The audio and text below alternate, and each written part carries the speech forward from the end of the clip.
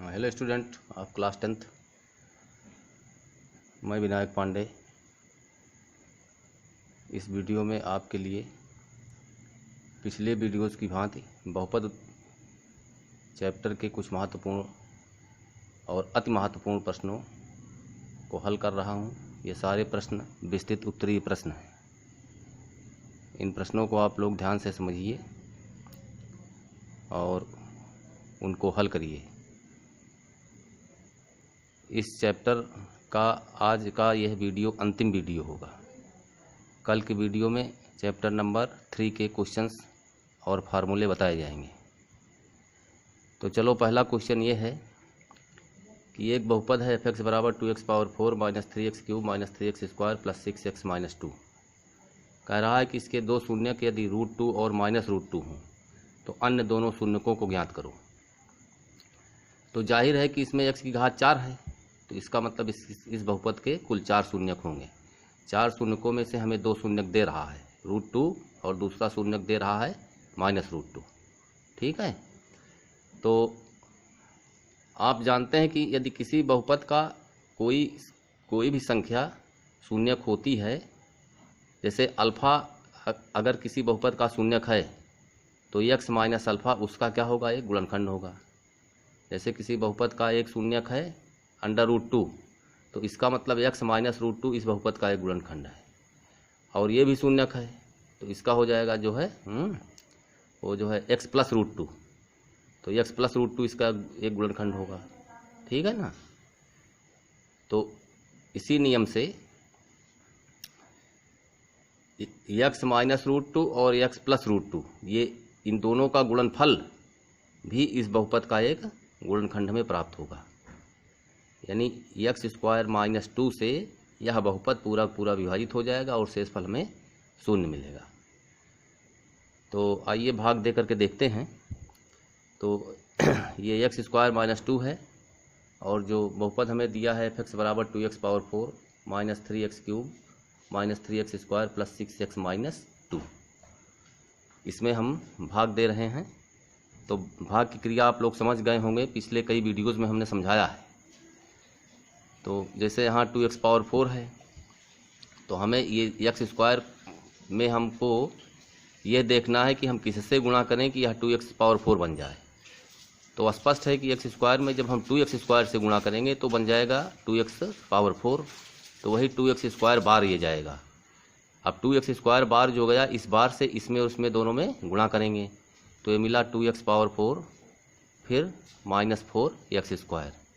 अब इसको आप घटाइए, घटाने में चिन्ह बदल दिए जाते हैं तो ये कट गया। ठीक है ना। ये माइनस 3x क्यूब उतर गया, ये 4x स्क्वायर प्लस है चिन्ह, इसका माइनस है तो घट जाएंगे। ये अलग अलग चिन्ह है विपरीत, x स्क्वायर हुआ और ये 6x नीचे आया। ठीक। अब हमें यहाँ क्या मिल रहा है, माइनस 3x क्यूब।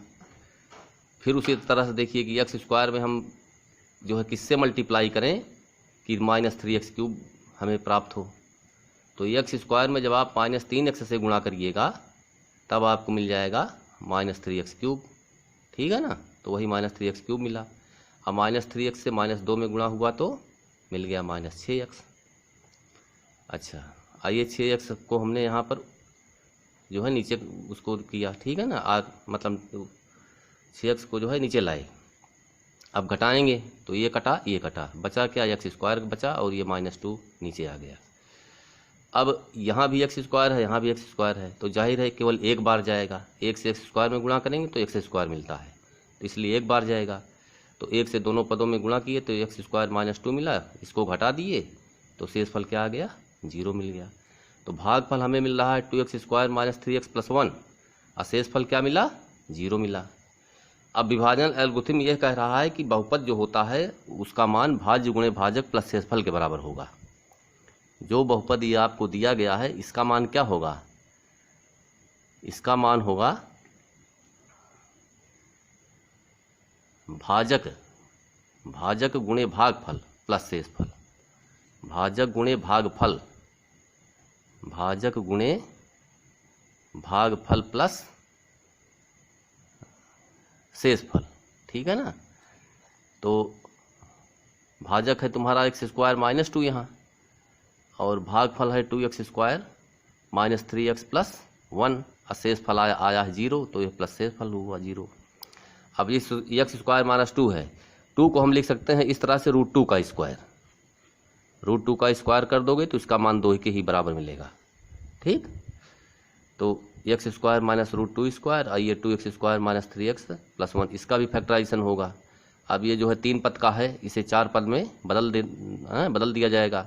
ये मध्य वाला पद 2 पदों में टूटेगा, तो माइनस 3x को तोड़ दिया गया माइनस 2x माइनस x में, क्योंकि 2 एकन्नम 2 होता है और 2 का गुणनखंड करोगे तो फिर 2 गुणे 1 मिलेगा, और 2 गुणे 1 का मतलब -2 -1, क्योंकि यहाँ -3 है।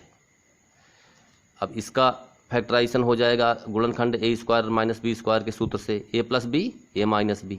ठीक, अब इसमें देखो, इसमें 2x कॉमन मिल रहा है, 2x कॉमन निकाले तो यहाँ x की 2 घात है, x बचा, ये पूरा आ गया तो 1 बचा।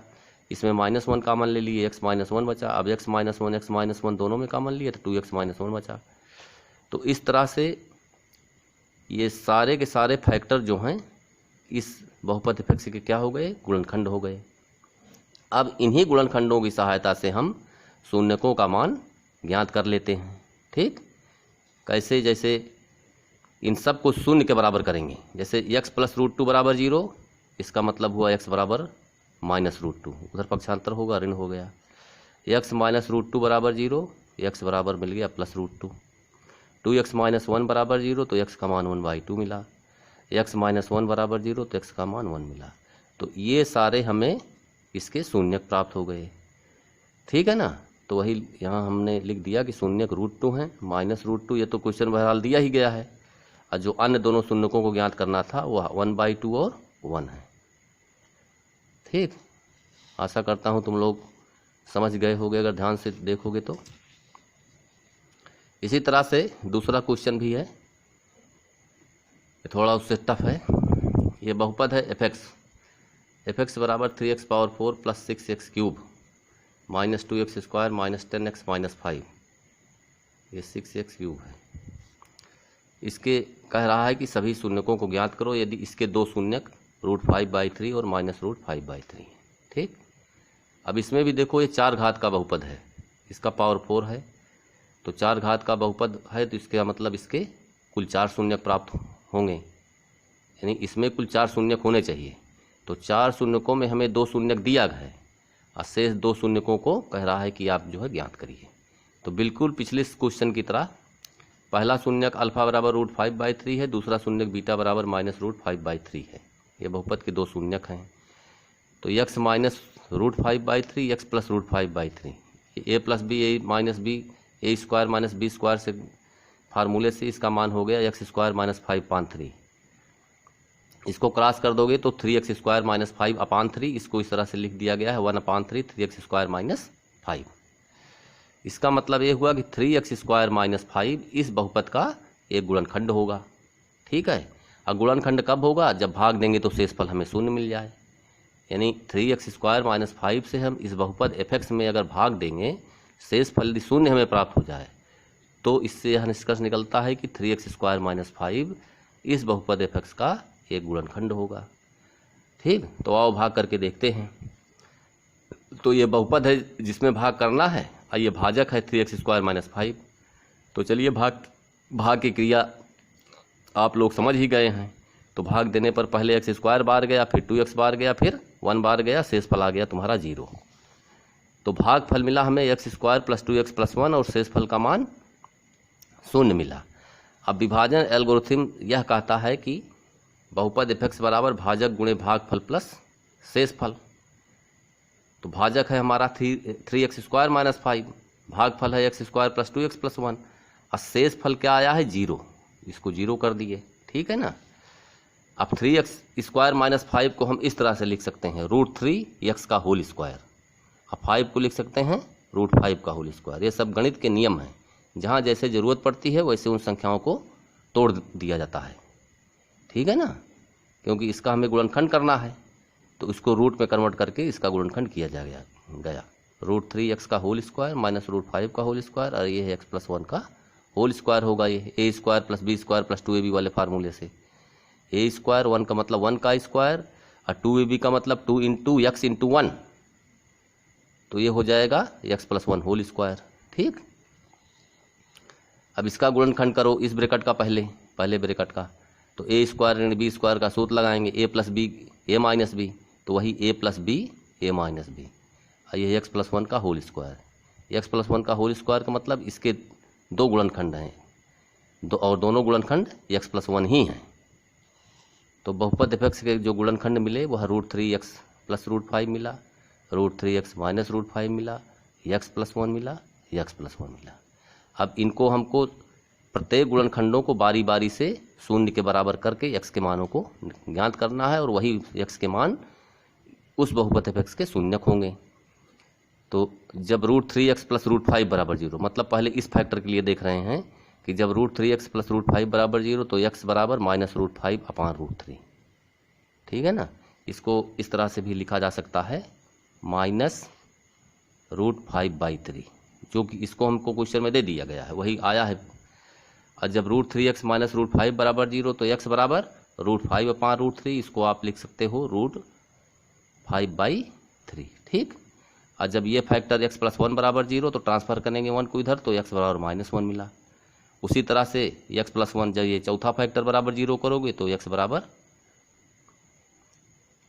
-1 ये भी मिलेगा। ठीक है ना, तो इसके दोनों जो अन्य शून्यक होंगे वो -1 और -1 होंगे। ठीक है ना, तो इस वीडियो में स्टूडेंट्स बस इतना ही। कल के वीडियो में हम आपको अपलोड करेंगे अगले चैप्टर समीकरण के क्वेश्चंस और फार्मूले। Thank you.